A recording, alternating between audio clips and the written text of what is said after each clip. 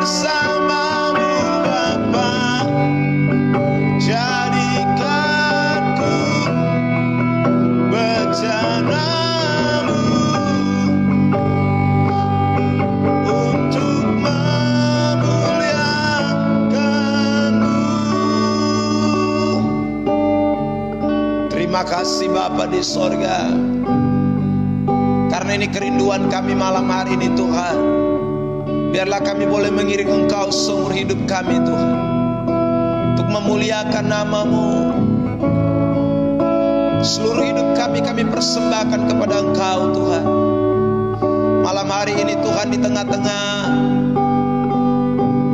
perenungan kami yang sebentar kami akan nikmati, mari Tuhan Kau beracara buat kami, Kau menjamah kami, Kau dapati kami, lawat kami Tuhan. Biar kuasa-Mu Tuhan, kekuatan-Mu Tuhan mempengaruhi seluruh hidup kami, seluruh jiwa, seluruh pikiran, seluruh hati kami Tuhan. Dan biarlah Tuhan setiap bagian kebenaran malam hari ini tidak akan berlalu begitu saja, mengambil bagian yang sangat penting dalam hidup kami Bapa. Berdoa buat setiap kami yang sedang menyaksikan tayangan live streaming malam hari ini, seluruh sidang jemaat Tuhan dimanapun mereka sedang berada, mereka adalah domba-domba gembalaan Tuhan. Dan kami cuman adalah alat-alat yang dipercaya untuk memberi makan, untuk memberkati. Karena itu pakai kami Tuhan malam hari ini untuk menjadi alat di tangan Tuhan. Terima kasih Bapa di sorga. Jam pemberitaan dari awal pertengahan sampai akhir terjadi dalam kehendak Tuhan. Allah berbicara, Allah menyingkapkan kebenaran-kebenaran-Mu. Terima kasih Bapa, terima kasih Tuhan. Hati kami sungguh telah siap Tuhan. Dalam nama Yesus Kristus kami berdoa. Haleluya, haleluya. Amin. Baik, Bapak Ibu Saudara yang terkasih di dalam Tuhan kita Yesus Kristus, senang sekali lagi malam hari ini kita bisa kembali jumpa untuk kita boleh menikmati kebenaran-kebenaran Tuhan yang Tuhan mau sampaikan buat kita pada malam hari ini. Baik saudara yang sudah bergabung, ya silahkan saudara boleh menjadi mitra pelayanan pada malam hari ini dengan cara saudara boleh tekan tombol bagikan share di akun Facebook saudara, sehingga pemberitaan firman Tuhan pada malam hari ini akan menjadi berkat. Saya juga ingin menyampaikan di awal daripada pemberitaan ini bahwa jikalau saudara punya pergumulan-pergumulan, doa yang saudara rindu untuk kami sama-sama membantu saudara di dalam doa, maka Anda di akhir daripada khotbah ini Anda bisa mengirimnya lewat inbox atau messenger ke akun Facebook saya, dan saya akan membantu saudara, mendukung saudara di dalam doa. Ataupun mungkin ada hal-hal tertentu yang saudara mau sharingkan, yang saudara mau kita sama-sama berbagi, maka saudara juga dapat mengirimnya di akun Facebook saya, di inbox, di messenger. Dan dengan anugerah dan kemampuan yang Tuhan berikan, saya akan berusaha untuk dapat berbagi dengan saudara, menjadi berkat buat saudara. Baik Bapak Ibu Saudara yang diberkati oleh Tuhan Yesus Kristus, pada malam hari ini tema khotbah yang akan kita perhatikan adalah mujizat yang alkitabiah. Nah, kalau kita melihat tema ini saudara, dikatakan bahwa mujizat yang alkitabiah berarti ada mujizat yang tidak alkitabiah, ya. Ada mujizat yang tidak alkitabiah. Dengan kata lain begini, kalau ada mujizat yang asli, maka pasti ada mujizat yang palsu. Kalau ada mujizat yang alkitabiah, saya ulang, berarti ada mujizat yang tidak alkitabiah. Saya mau tunjukkan dulu beberapa ayat yang akan mendahului saudaraku pemberitaan ini menjadi alasan daripada khotbah ini. Saudaraku, kalau saya berbicara tentang mujizat yang alkitabiah, berarti saya sungguh yakin bahwa mujizat Tuhan itu masih terjadi sampai hari ini. Mujizat Tuhan itu masih terjadi sampai hari ini. Bahkan saya yakin mujizat Tuhan itu akan terjadi sampai kedatangan Tuhan yang kedua kali. Saudara yang diberkati oleh Tuhan Yesus Kristus, ada beberapa ayat yang akan menjadi pembacaan pendahulu. Kenapa saya begitu yakin bahwa mujizat Tuhan itu masih terjadi sampai hari ini. Mari kita membuka Alkitab kita di dalam Injil Markus pasal 16 ayat yang ke-17 mulai hingga ayat yang ke-20. Perhatikan, saya baca ayat-ayat firman Tuhan ini. Tanda-tanda ini akan menyertai orang-orang yang percaya. Mereka akan mengusir setan-setan demi namaku. Mereka akan berbicara dalam bahasa-bahasa yang baru bagi mereka. Mereka akan memegang ular, dan sekalipun mereka minum racun maut, mereka tidak akan mendapat celaka.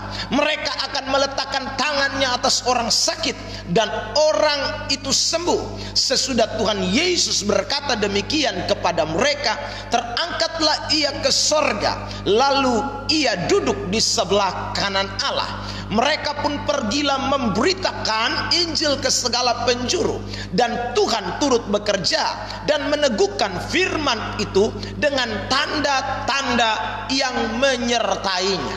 Saudara diberkati oleh Tuhan, berangkat dari ayat ini, maka saya terlampau yakin bahwa Tuhan masih mengerjakan mujizatnya sampai hari ini. Tanda-tandanya, saudaraku, akan menyertai orang-orang percaya, dikatakan di dalam ayat yang tadi kita baca. Maka saudaraku yang diberkati, saya terlampau yakin mujizat masih ada.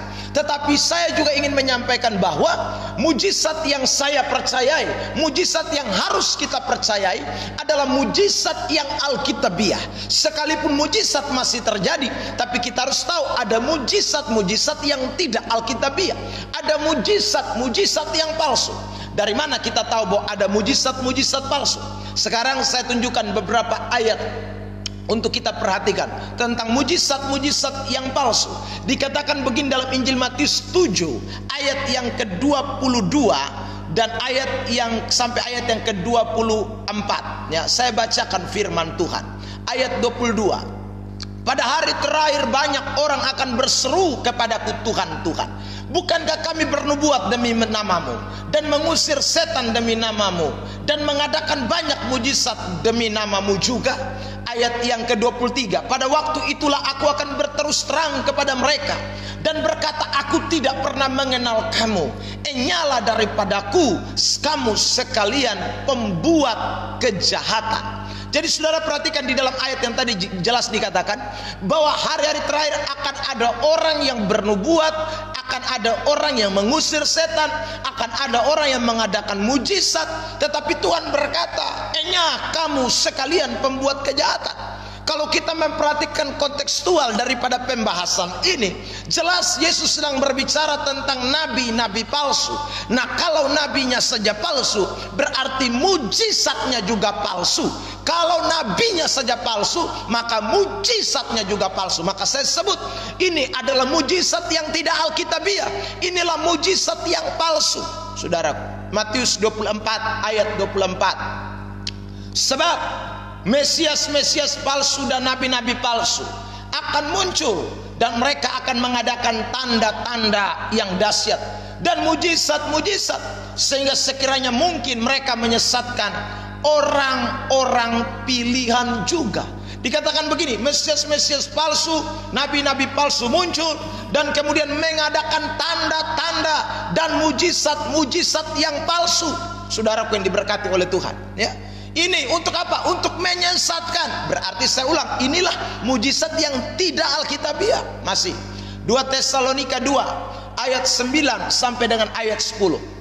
Kedatangan si pendurhaka itu adalah pekerjaan iblis, dan akan disertai rupa-rupa perbuatan ajaib, tanda-tanda dan mujizat-mujizat palsu, dengan rupa-rupa tipu daya jahat terhadap orang-orang yang harus binasa, karena mereka tidak menerima dan mengasihi kebenaran yang dapat menyelamatkan mereka. Dikatakan bahwa pekerjaan iblis itu disertai rupa-rupa perbuatan ajaib, tanda-tanda dan mujizat-mujizat palsu. Jadi sekali lagi, ini ayat-ayat menunjukkan bahwa benar ada mujizat-mujizat palsu, ada mujizat-mujizat yang tidak alkitabiah. Ulangan 13 ayat 1 dan sampai ayat yang ketiga. Apabila di tengah-tengahmu muncul seorang nabi atau seorang pemimpi dan ia memberitahukan kepadamu suatu tanda atau mujizat, dan apabila tanda atau mujizat yang dikatakan kepadamu itu terjadi. Lihat, ada banyak orang pikir kalau nabi palsu itu melakukan mujizat tidak terjadi, bernubuat tidak terjadi. Ayat ini bilang justru terjadi, ya. Tetapi ada kalimat selanjutnya, dan ia membujuk, mari kita mengikuti Allah lain yang tidak kau kenal, dan mari kita berbakti kepadanya. Ayat 3, maka janganlah engkau mendengarkan perkataan nabi atau pemimpi itu, sebab Tuhan Allahmu mencoba kamu untuk mengetahui apakah kamu sungguh-sungguh mengasihi Tuhan Allahmu dengan segenap hatimu dan dengan segenap jiwamu. Saudara yang diberkati oleh Tuhan Yesus Kristus, jadi terlihat jelas di dalam ayat-ayat yang saya bacakan pada malam hari ini, mulai dari Injil Matius, saudaraku, suratan Tesalonika, kitab Ulangan, saudaraku, terlihat jelas bahwa ada memang mujizat-mujizat palsu yang dikerjakan oleh nabi-nabi palsu, yang dikerjakan oleh Mesias-Mesias palsu, yang dikerjakan oleh hamba-hamba Tuhan palsu, saudaraku. Namun sekalipun demikian ada mujizat asli Alkitab, saudaraku, yang Alkitabiah. Nah, ini yang saya rindu untuk kita pelajari pada kesempatan malam hari ini. Saudara yang diberkati oleh Tuhan, beberapa ayat akan mendasari pembacaan ini terlebih dahulu tentang mujizat yang benar. Ibrani pasal 2 ayat 4. Ibrani pasal 2 ayat 4. Allah meneguhkan kesaksian mereka oleh tanda-tanda dan mujizat-mujizat, dan oleh berbagai-bagai pernyataan kekuasaan, dan karena Roh Kudus yang dibagi-bagikannya menurut kehendaknya. Suratan Ibrani pasal 2 mengatakan Allah yang meneguhkan kesaksian mereka dengan tanda-tanda dan mujizat-mujizat. Jadi saudara, ini mujizat asli karena Allah yang meneguhkan. Saudaraku, dikatakan lagi Kisah 14 ayat yang ketiga, Paulus dan Barnabas tinggal beberapa waktu lamanya di situ. Mereka mengajar dengan berani karena mereka percaya kepada Tuhan, dan Tuhan menguatkan berita tentang kasih karunia-Nya dengan mengaruniakan kepada mereka kuasa untuk mengadakan tanda-tanda dan mujizat-mujizat. Jadi saudara, ketika Paulus memberitakan tentang Injil, memberitakan tentang kasih karunia Allah, menyatakan tentang keselamatan, Alkitab berkata dengan jelas bahwa Allah kemudian menguatkan berita itu dengan mengaruniakan kepada mereka kuasa untuk mengadakan tanda-tanda dan mujizat-mujizat.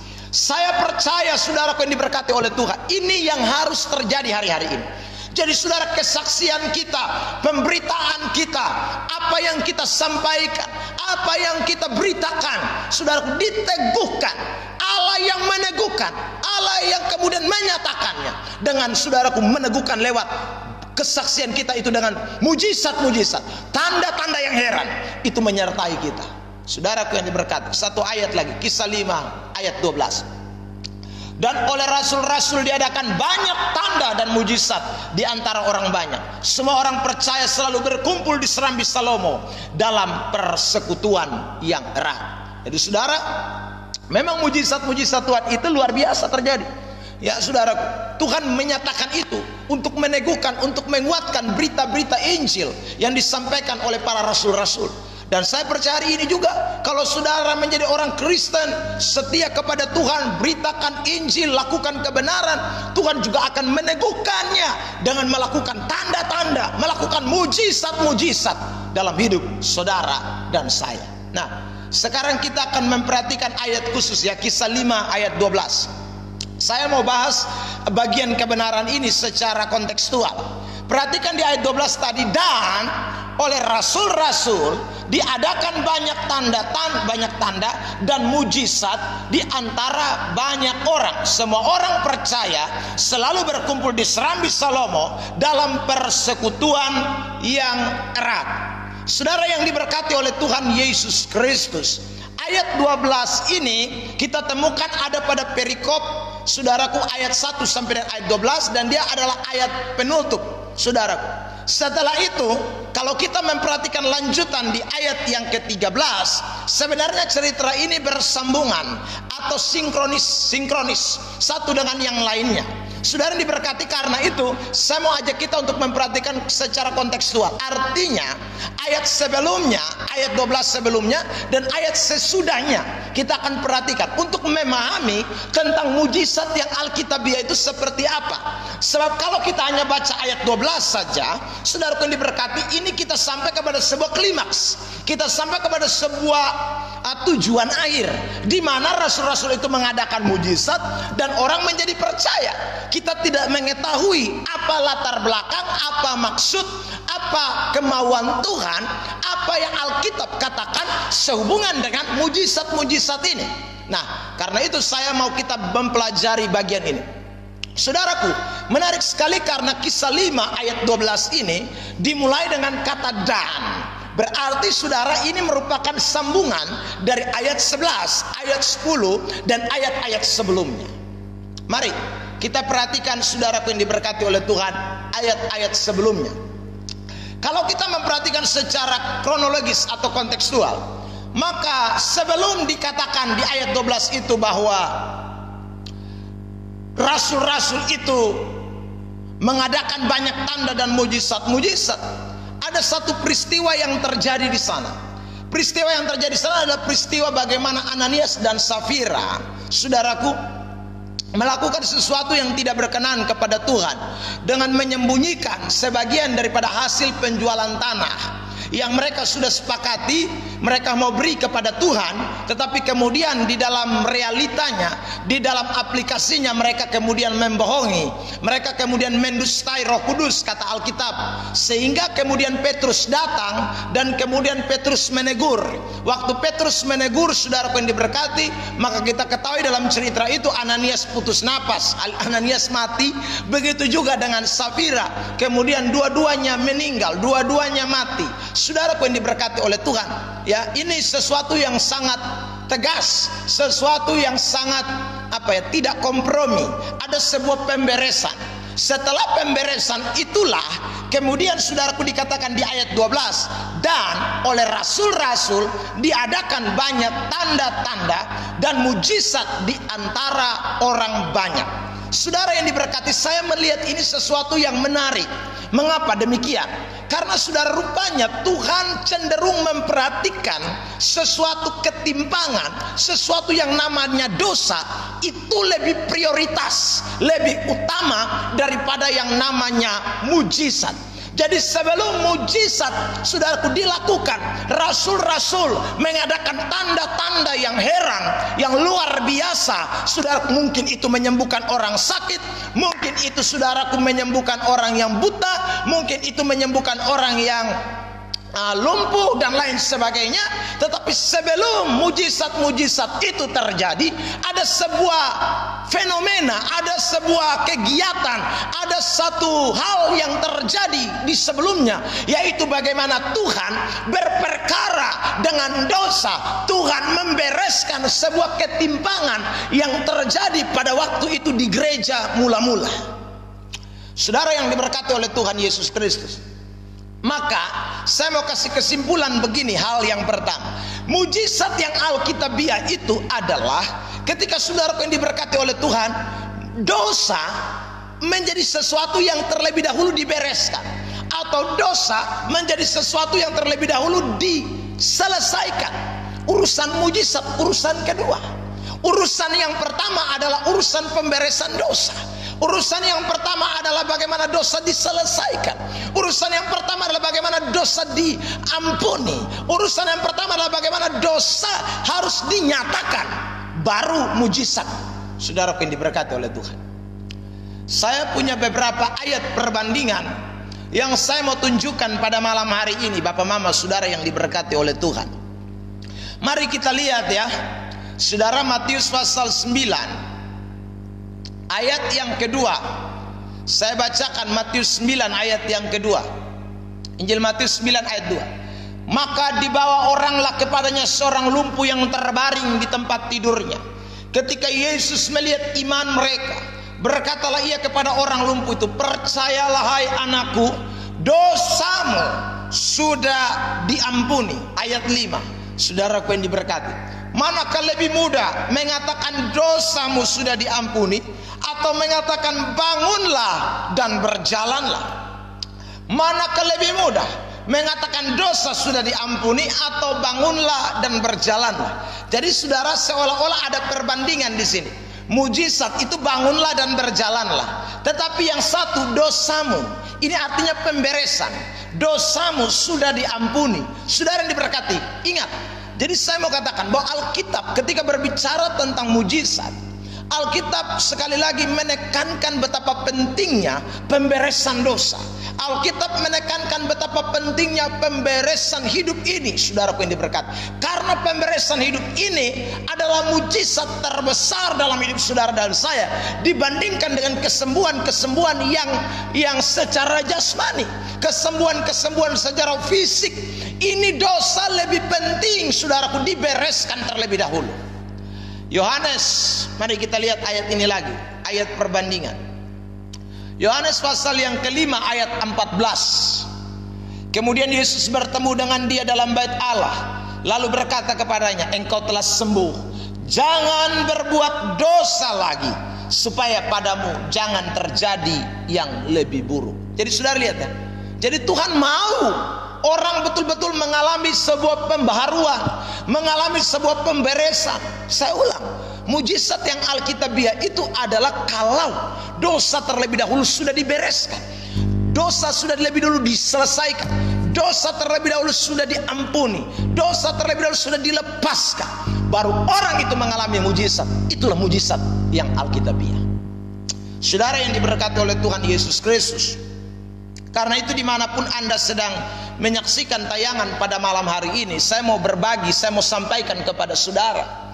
Ada banyak orang yang hanya mementingkan soal mujizat-mujizat secara fisik, saudara, tapi melupakan soal kerohaniannya. Ada banyak orang Kristen yang mengejar hal-hal yang secara lahiriah, saudara. Bagaimana sembuh dari sakit, bagaimana sembuh dari sakit, bagaimana sembuh dari sakit. Tidak soal. Tapi kalau Anda tidak menyelesaikan dosa-dosamu, Anda tidak mau bertobat, Anda tidak mau meninggalkan masa lalumu, Anda mau tetap tinggal di dalam kegelapan, Anda mau tetap tinggal di dalam kejahatan, tidak mau bertobat, saudaraku yang diberkati oleh Tuhan, adalah sangat disayangkan. Karena kalau Anda mengalami mujizat tanpa pembaruan rohani, sesuatu yang tidak penting, dan itulah yang iblis tawarkan, itulah yang setan tawarkan, itulah yang setan buat cara kerja iblis, saudaraku, seperti itu. Jadi iblis tidak peduli dengan yang namanya dosa, iblis tidak peduli dengan yang namanya keterpurukan. Yang penting dia menawarkan sesuatu yang buat saudara bagus, yang buat saudara enak, yang buat saudara oke, yang buat saudara is the best. Dia tidak peduli dengan dosa-dosamu. Itu mujizat yang datangnya dari setan. Tapi kalau Anda mau mengalami mujizat datangnya dari Tuhan, Tuhan tidak hanya sekali lagi mengadakan mujizat, Dia mau pemberesan hidupmu terjadi, Dia mau ada pembaruan terjadi dalam hidupmu. Karena itu dimanapun Anda sedang menyaksikan tayangan malam hari ini, kalau engkau sakit, kalau engkau sedang hadapi persoalan, kalau engkau sedang membutuhkan lawatan Tuhan, dengar baik-baik malam hari ini. Buka hatimu dengan sungguh, mengakulah di hadapan Tuhan, serahkanlah seluruh hidupmu kepada Allah, katakan kepada Tuhan, minta ampun. Saudara mau mengalami sebuah kehidupan yang baru, maka saudaraku, mujizat yang Anda alami adalah bukan mujizat-mujizat palsu, tetapi mujizat asli yang akan membawa Anda bukan hanya mengalami kebahagiaan secara jasmani, tapi kebahagiaan rohani. Karena mujizat yang asli, sekali lagi, itu adalah sesuatu yang luar biasa buat kehidupan kekristenan. Saudara yang diberkati oleh Tuhan. Nah, ini hal pertama yang tidak boleh kita abaikan, Bapak Mama Saudara. Karena itu ingat ya, itu bedanya. Makanya kalau mujizat-mujizat palsu, ya modelnya kayak itu. Sekali lagi, dosa tidak peduli dia. Bahkan bila perlu Anda diajak bikin tambah dosa, bila perlu Anda diajak terus hidup di dalam dosa, itu mujizat palsu. Jadi mujizat palsu senangnya buat orang tetap di dalam dosa. Tapi mujizat asli no, dosa harus dibereskan. Dosa harus diselesaikan. Dosa harus saudaraku diampuni terlebih dahulu. Saudara diberkati oleh Tuhan Yesus Kristus. Itu esensi daripada mujizat yang alkitabiah. Karena itu, kalau engkau sakit, saya minta supaya Anda mengatakan kepada Tuhan, saya minta ampun Tuhan. Saudara, beres dulu hati. Jangan sampai saudaraku yang diberkati ada sesuatu yang tidak benar. Saya mau katakan sakit dalam tanda kutip, karena orang sakit itu ada banyak faktor, saudaraku. Ya, salah yang saya mau bahas adalah faktor oleh karena dosa, oleh karena pelanggaran. Jadi saudara mesti beres. Saudara, kalau kita menghadapi sebuah masalah-masalah tertentu akibat daripada dosa kita, maka saya mau katakan, malam ini Anda mesti buka hati dengan sungguh kepada Tuhan. Bilang sama Tuhan, bilang sama Tuhan. Bukankah 1 Yohanes pasal 1 ayat 9 berkata, Dia Tuhan yang setia, Dia akan mengampuni. Kalau engkau mengaku, Dia adalah Allah yang setia, Dia akan mengampuni dosamu. Mau dosa seperti apa yang hebat yang Tuhan tidak bisa selesaikan? Bukan kalau kita berkata seperti saudaraku kermisi, merah seperti kermisi akan menjadi putih seperti bulu domba. Bukan kalau kita berkata Dia akan membuang semua kesalahanmu, Dia akan melupakan semua pelanggaranmu. Saudaraku yang diberkati, itu ayat-ayat kebenaran yang tidak boleh kita lupakan. Karena itu pesan saya malam hari ini buat setiap saudara yang sedang menyaksikan tayangan ini. Kalau engkau sedang berbeban berat, engkau sedang mengalami jalan buntu, engkau merindukan mujizat terjadi, saya ulang betapa pentingnya pemberesan hidup ini terlebih dahulu. Sebab kalau hidupmu beres, maka Tuhan pasti akan melakukan sesuatu yang terbaik dalam hidupmu.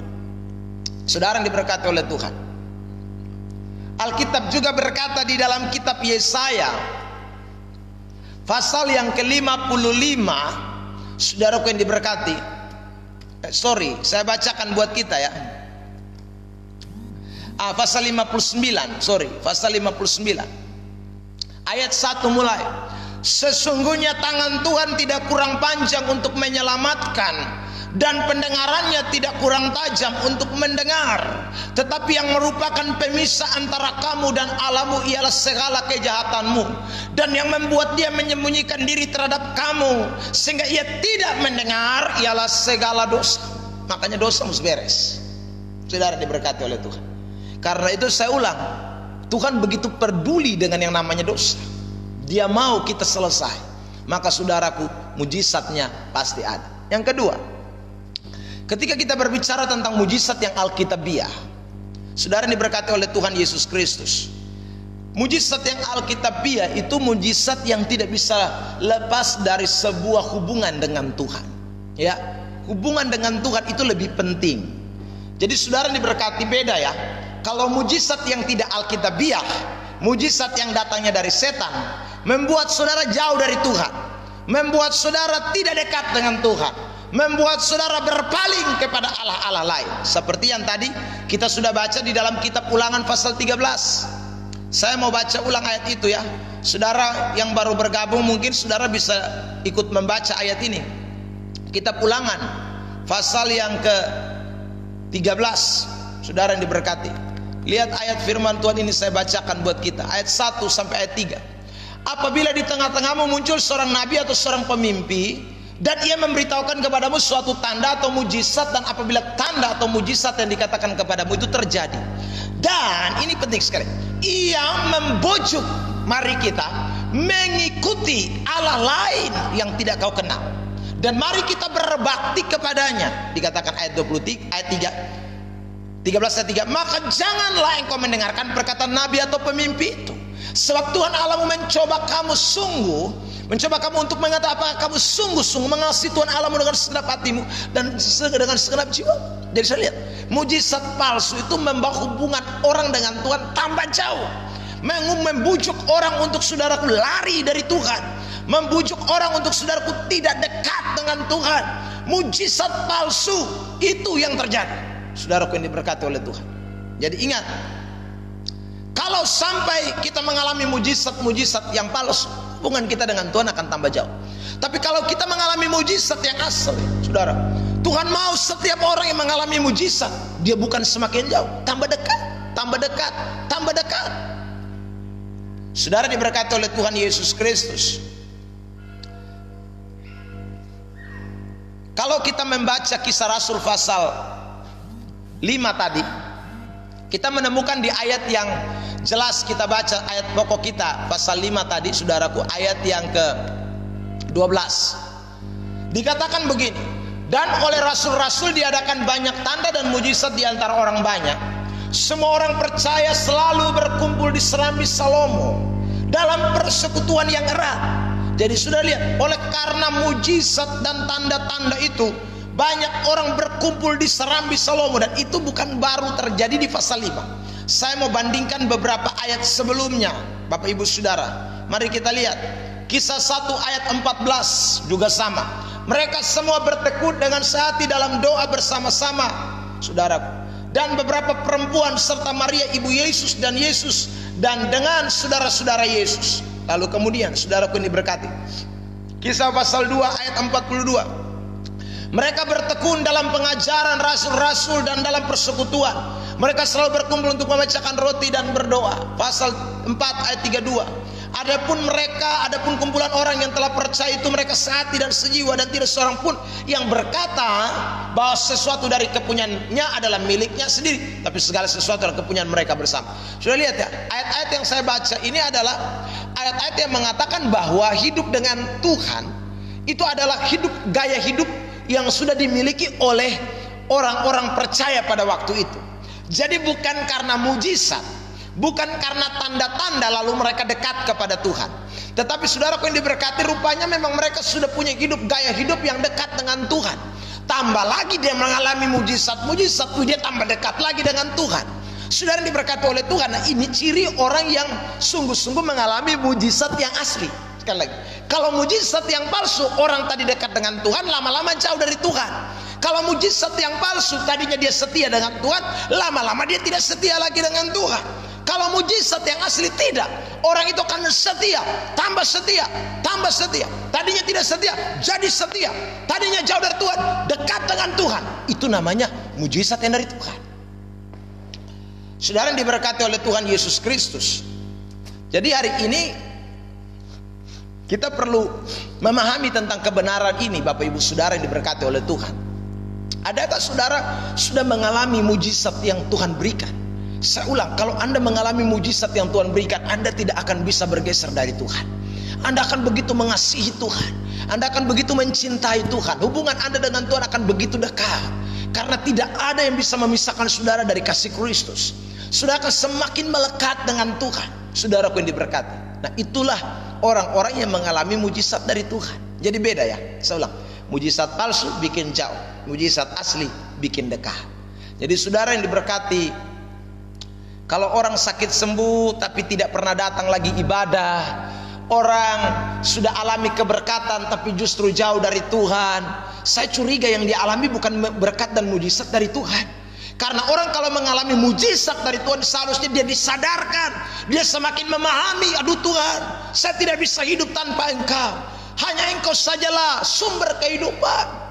Saudara yang diberkati, ada orang ya saudaraku, bisanya hanya mau mujizat, itu namanya mujizat yang tidak alkitabiah. Orang seperti ini gampang sekali digeser oleh ketidakbenaran. Saya bandingkan ayat yang tadi kita juga sudah baca, tapi saya mau kita baca ayat ini sekali lagi. Saudara lihat ya, lihat ini, saya bacakan 2 Tesalonika pasal yang kedua, kitab 2 Tesalonika pasal yang kedua. Ya, lihat ayat ini pasal 9, pasal 2 ayat 9 dan ayat 10.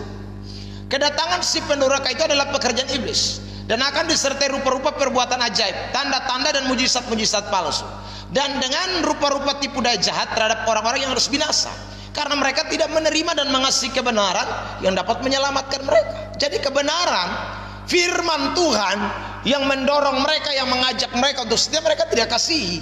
Mereka tidak berpegang kepada Tuhan. Yang mereka pegang mujizat, yang mereka pegang adalah tanda-tanda. Pokoknya ada mujizat di mana, kami ikut. Ya ada tanda-tanda di mana, kami ikut. Tidak peduli dengan kebenaran, tidak peduli dengan Alkitab. Itu mujizat palsu. Saudara yang diberkati oleh Tuhan. Karena itu pada kesempatan malam hari ini, mari kita belajar untuk tetap ingat bahwa saya hari ini kenapa saya dekat dengan Tuhan, kenapa saya semakin dekat. Karena saya tidak bisa hidup tanpa Tuhan. Ada banyak mujizat yang saya alami oleh karena Tuhan. Ada banyak pertolongan Tuhan yang saya alami, dan saya tahu di luar Tuhan saya tidak bisa berbuat apa-apa. Di luar Tuhan saya tidak bisa berbuat apa-apa. Seperti Yohanes pasal 15 katakan, di luar Tuhan kita tidak bisa buat apa-apa. Kalau orang menyadari bahwa ini mujizat dari Tuhan, dia akan tidak bisa lepas dari Tuhan. Hubungannya dengan Tuhan akan semakin intim, hubungan dengan Tuhan akan semakin dekat, hubungan dengan Tuhan akan semakin luar biasa.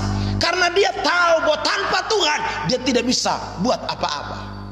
Saudara yang diberkati oleh Tuhan Yesus Kristus, sekarang kita akan melihat bagian yang ketiga, mujizat yang Alkitabiah. Saudara diberkati oleh Tuhan, ayat yang akan kita baca di ayat 13. Kisah pasal 5 ayat 13 dan ayat yang ke-14. Orang-orang lain tidak ada yang berani menggabungkan diri kepada mereka, namun mereka sangat dihormati orang banyak, dan makin lama makin bertambah jumlah orang yang percaya kepada Tuhan, baik laki-laki maupun perempuan. Jadi saudara lihat efek daripada mujizat itu di ayat 12, ayat 13 dan 14 mengatakan orang-orang tidak ada yang berani menggabungkan diri kepada mereka. Rupanya mujizat itu mempengaruhi sehingga dunia ketakutan, saudara. Mempengaruhi sehingga orang mulai terkagum-kagum, orang mulai, saudaraku, melihat kekuatan, kuasa, kemuliaan Tuhan itu dinyatakan di tengah-tengah orang percaya pada waktu itu. Dan efek yang berikut dikatakan, saudaraku, bahwa makin lama makin bertambah jumlah orang yang percaya kepada Tuhan, baik laki-laki maupun perempuan. Jadi mujizat itu harus memberi dampak. Karena tadi kita membaca bahwa firman itu diteguhkan dengan mujizat, kesaksian itu diteguhkan dengan mujizat. Karena kesaksian dan kebenaran diteguhkan dengan mujizat, maka efeknya jelas. Orang-orang akan melihat, betul Tuhan mereka ini bukan main-main. Sebetul Tuhan mereka Tuhan yang luar biasa, Tuhan yang ajaib, Tuhan yang mampu melakukan segala perkara, Tuhan yang betul-betul hadir, Tuhan yang hidup, Tuhan yang betul-betul omnipresent, Tuhan yang betul-betul luar biasa. Dia sanggup melakukan segala perkara. Sehingga itu akan berdampak sekali buat banyak orang. Yang tidak percaya ditarik menjadi percaya. Yang saudara yang diberkati, yang tidak mau percaya menolak, dia akan ketakutan melihat hal-hal peristiwa-peristiwa yang luar biasa yang dilakukan oleh Kristus Tuhan. Karena itu saudara yang diberkati oleh Tuhan, ingat, mujizat yang Alkitabiah itu akan berdampak. Mujizat yang Alkitabiah itu akan berdampak sekali, mempengaruhi banyak orang, sehingga orang akan betul-betul mengaku, menyanjung, menghormati tentang Tuhan yang kita sembah, bukan kita. Jadi mujizat yang Alkitabiah, saudara, Alkitabiah adalah mujizat yang bersentralnya kepada Tuhan, bukan bersentral kepada oknum, bukan bersentral kepada pribadi. Jadi kalau saya mendoakan saudara, saudara sembuh, saya mendoakan saudara dan saudara mengalami pertolongan Tuhan, saudara tidak boleh mengagungkan saya, karena saya sedang memberitakan Kristus, saya sedang menyatakan tentang Kristus, dan Kristus meneguhkan pemberitaan itu dengan tanda-tanda dan mujizat-mujizat yang saudara alami. Maka seharusnya saudara semakin bertambah di dalam Tuhan, saudara semakin dekat dengan Tuhan, saudara semakin mengagungkan Tuhan, saudara semakin memuliakan Dia. Buat luar biasa, Tuhan telah melakukan perkara yang ajaib. Kami adalah cuman alat-alat Tuhan. Saudara yang diberkati oleh Tuhan, makanya saudara yang diberkati dimanapun Anda digembalakan, saudaraku, ingat, Anda dan saya ini bukanlah domba-domba gembalaan manusia. Kita ini adalah domba-domba gembalaan Tuhan. Kita adalah milik kepunyaan Tuhan.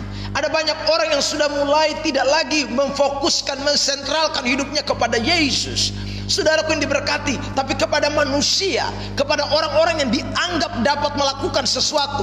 Saya mau kasih tahu kebenaran firman Tuhan malam hari ini. Saudara dengarkan baik-baik, bahwa siapapun kami adalah alat di tangan Tuhan. Kami cuman adalah kacungnya Tuhan. Maka saudaraku, kalau ada sesuatu yang Tuhan pakai lewat pribadi kami, maka saudaraku, kami tidak boleh disanjung, kami tidak boleh diangkat-angkat, kami tidak boleh dipuji-puji, karena hanya Tuhan yang layak menerima pujian, kemuliaan, kehormatan sampai selama-lamanya. Saudara yang diberkati oleh Tuhan Yesus Kristus, itu mujizat yang Alkitabiah.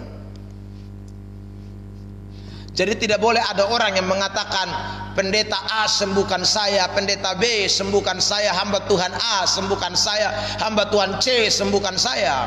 Sudah menurut pandangan kekristenan kita harus tahu bahwa semuanya mujizat itu bersentral dari Tuhan. Jadi saudara lihat, pemberesan penting pertama. Jadi saudara, kalau mujizat Alkitabiah, dosa mesti dibereskan. Kalau dosa tidak beres, sekali lagi itu bukan. Yang kedua, saudaraku yang diberkati oleh Tuhan, dia mengutamakan hubungan dengan Tuhan. Mujizat yang Alkitabiah itu mengutamakan hubungan dengan Tuhan. Semakin dekat, semakin intim, semakin luar biasa dengan Tuhan. Yang ketiga, mujizat dengan Tuhan, saudaraku yang diberkati, akan bersentral kepada Tuhan. Pujian, pengagungan, penghormatan, semuanya tertuju kepada Tuhan. Semua orang akan mengalami itu. Saudara, orang akan datang kepada dia. Itulah mujizat yang Alkitabiah. Saudara yang diberkati oleh Tuhan, sekarang yang keempat dan yang terakhir, yang keempat. Mari kita lihat, saudaraku, di ayat 15 dan 16 dari kitab Kisah Para Rasul. Saya bacakan ayat 15 dan 16 Kisah 5. Bagian penggalan saya bacakan. Apabila Petrus lewat, setidak-tidaknya bayangannya mengenai salah seorang dari mereka. Wih, luar biasa. Saudaraku yang diberkati oleh Tuhan, kalau kita membaca ayat ini luar biasa. Bayangan Petrus kena orang sembuh. Tetapi saudara, itu bukanlah satu-satunya cara. Saya kasih kesimpulan begini. Mujizat yang Alkitabiah itu adalah mujizat yang tidak bergantung kepada cara-cara tertentu. Saudara, saya ulang. Mujizat yang Alkitabiah itu mujizat yang tidak tergantung kepada cara-cara tertentu. Bisa bayangan, bisa sapu tangan, kita baca dalam Alkitab kan, saudara. Bisa ludah, bisa minyak, bisa saudaraku tumpangkan tangan, bisa doa jarak jauh, bisa saudaraku. Mujizat Tuhan itu luar biasa. Saya kasih bandingkan beberapa ayat. Misalnya Yohanes pasal yang kedua ayat 9. Tuhan punya banyak cara untuk melakukan mujizat. Yohanes pasal 2 ayat 9. Setelah pemimpin pesta itu mengecap air yang telah menjadi anggur itu, dan ia tidak tahu dari mana datangnya, tetapi pelayan-pelayan yang mencedok air itu mengetahuinya. Ia memanggil mempelai laki-laki. Sudah dikatakan bahwa air anggur dari pesta itu habis, dan air anggur itu, saudaraku, dibuat oleh Yesus dengan cara mencedok air yang ada di tempayan. Berarti saudaraku, Tuhan bisa lakukan mujizat dengan cara yang luar biasa, yang ajaib. Dengan saudaraku sesuatu yang ada, yang dinilai orang tidak mungkin, yang dinilai orang, saudaraku, ini adalah sesuatu yang mustahil. Tetapi bagi Tuhan tidak ada yang mustahil. Dia pakai air itu, dia cedok dan jadi anggur. Saudara, Markus 7 ayat 33. Dan Yesus memisahkan dia dari orang banyak, sehingga mereka sendirian. Ia memasukkan jarinya ke telinga orang itu, lalu ia meludah dan meraba lidah orang itu. Saudaraku, lihat ya. Jadi sekarang dia pakai lagi jarinya, dia, saudaraku, tusukkan ke dalam telinga orang itu, dia ludahi dalam meraba lidah orang itu, dan orang itu kemudian mengalami mujizat. Dan masih banyak lagi contoh-contoh yang lain yang kita bisa temukan di dalam Alkitab. Saudara lihat, jadi mujizat yang Alkitabiah itu tidak berpatokan pada satu cara. Nah, ini bedanya mujizat-mujizat palsu itu begitu. Mujizat-mujizat palsu itu ya cara-caranya begitu-begitu sajalah, saudaraku. Cara-cara yang mereka pakai tidak berubah-ubah. Cara-cara yang mereka pakai seperti cara-cara perdukunan. Itu mujizat-mujizat palsu. Tapi Tuhan kita tidak. Dia pakai banyak cara untuk melakukan mujizat. Karena itu orang Kristen yang mau mengalami mujizat asli tidak usah berpatokan kepada cara, tidak berpatokan kepada satu cara tertentu. Karena Tuhan sanggup melakukan mujizat dengan banyak cara. Yang penting di dalam nama Yesus, saudara berdoa, saudara serahkan kepada Tuhan, maka mujizatnya itu masih ada. Nah, saudara diberkati oleh Tuhan Yesus Kristus dimanapun Anda menyaksikan tayangan pada malam hari ini. 4 hal sudah saya bagikan buat kita untuk mengetahui tentang mujizat yang Alkitabiah. Percayalah bahwa mujizatnya masih ada buat kita. Yang pertama, mujizat yang Alkitabiah itu adalah mujizat yang terjadi sekali lagi dengan pemberesan dosa. dosa beres, mujizat terjadi. Itu mujizat yang alkitabiah. Yang kedua, saudara, mujizat yang alkitabiah adalah mujizat yang dimana membawa orang itu semakin dekat dengan Tuhan, semakin melekat dengan Tuhan, semakin intim dengan Tuhan, bukan bikin jauh orang dari Tuhan.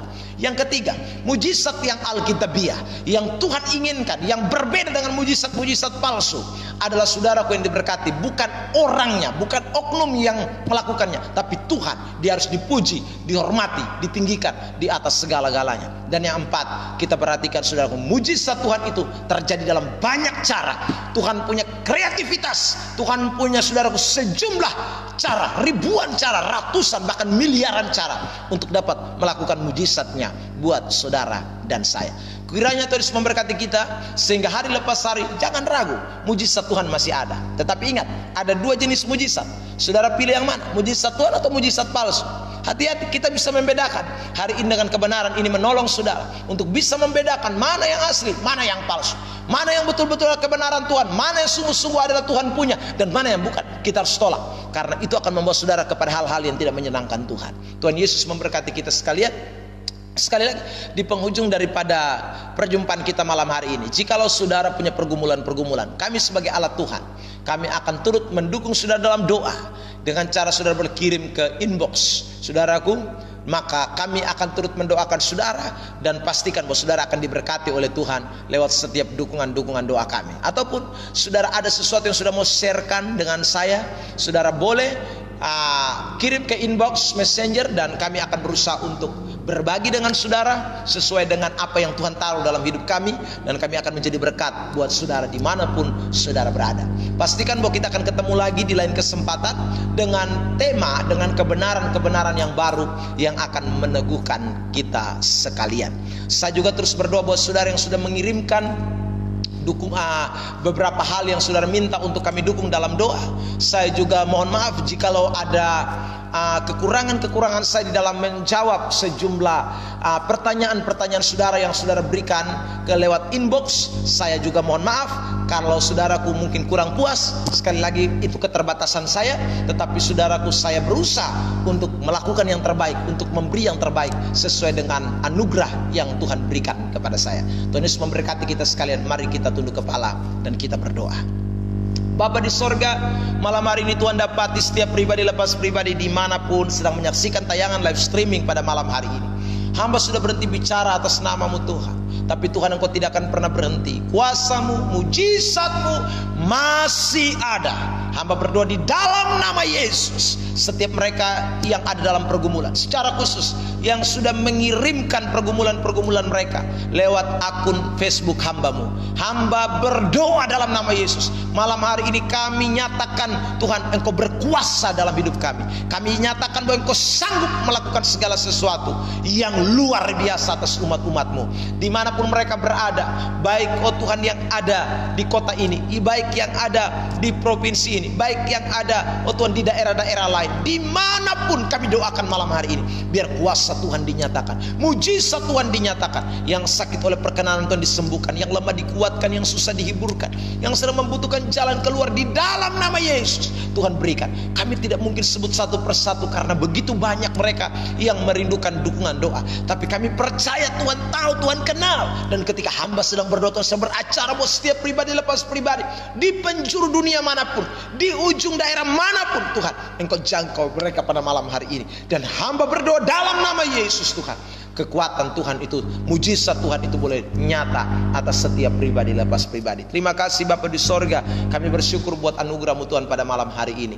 Kami percaya Tuhan kebenaran ini boleh menolong kami untuk kami lebih semakin intim dengan Tuhan. Kami tidak lupa Tuhan, tapi kami semakin berpegang kepada Tuhan, semakin luar biasa dengan Tuhan. Nama Tuhan dipuji dan dipermuliakan. Terima kasih Bapa di sorga, kami percaya Tuhan Allah kami ajaib dan luar biasa. Kau dapati juga beberapa anak Tuhan yang sedang menghadapi kasus permasalahan dalam rumah tangga mereka. Oh Tuhan, suami meninggalkan istri, istri meninggalkan suami, anak-anak broken home. Oh Tuhan, dalam nama Yesus kami tahu bahwa Tuhan yang sudah mempersatukan rumah tangga. Kami berdoa, Tuhan pulihkan rumah tangga mereka. Tuhan lakukan yang terbaik buat rumah tangga mereka. Terima kasih Bapa, segala puji, hormat, kemuliaan hanya bagi Tuhan. Yang sedang menghadapi kekurangan, Tuhan cukupkan, Tuhan limpahkan. Terima kasih Bapa, dalam nama Yesus kami sudah berdoa mengucap syukur. Haleluya. Amin. Tuhan Yesus memberkati semua kita dan sampai ketemu di lain kesempatan. Shalom.